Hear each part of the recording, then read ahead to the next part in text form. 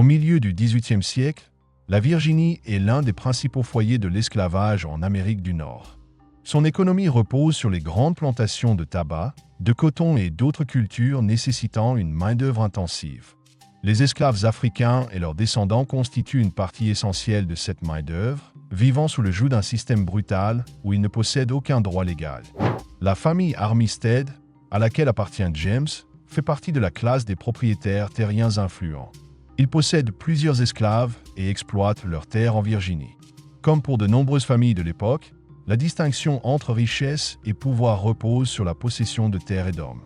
James grandit dans ce contexte où sa vie semble tracée d'avance, il sera un esclave pour toujours. Mais dès son enfance, quelque chose le distingue des autres.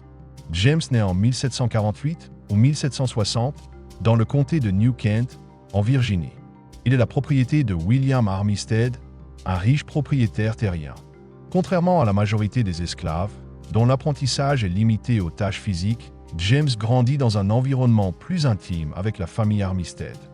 Dès son plus jeune âge, il est désigné comme serviteur personnel de William Armistead Jr., le fils du maître, qui a presque le même âge que lui. James se retrouve dans une position singulière. Il partage le quotidien du jeune William Armistead Jr., et cela lui permet d'apprendre bien plus qu'un esclave ordinaire.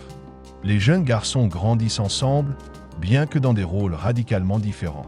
Dans la maison des Armistead, William Jr. reçoit une éducation complète, comprenant la lecture, l'écriture, l'arithmétique et même des rudiments de français, une langue couramment enseignée aux jeunes aristocrates.